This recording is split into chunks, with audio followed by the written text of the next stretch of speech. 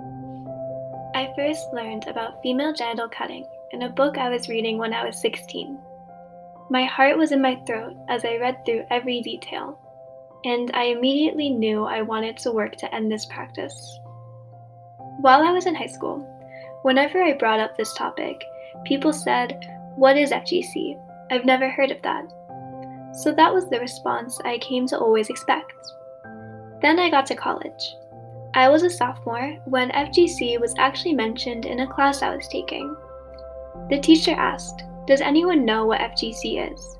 One student gave a definition, and other students shared their thoughts too. The problem was that there was a lot of misinformation in what they shared. One said it's a necessary religious practice. Another person claimed it's not that harmful if it's just a prick. And FGC is an African practice, so it should be up to them if it continues. Hearing these students who were just like me defending cutting shocked me. Anger, sadness, and confusion boiled up inside me. I held my friend's hand under the table to keep my emotions inside. But I did have to speak up.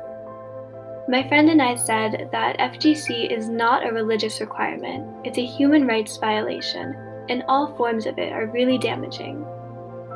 But I got the sense that they didn't really hear us. I learned later that the misinformation these students had shared were things they learned from professors at my school. I was really upset that such trusted sources would pass along this kind of incorrect information.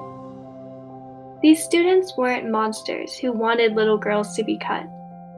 It's similar to what happens in communities that continue FGC. When people we trust, our family, our community leaders, our teachers, tell us that something is good or important, we feel like we have to believe them. I learned that day that the movement to end FGC needs to include raising awareness among everybody about the harms of this practice. I also learned that it's important to challenge ideas, even when they come from the people we look up to.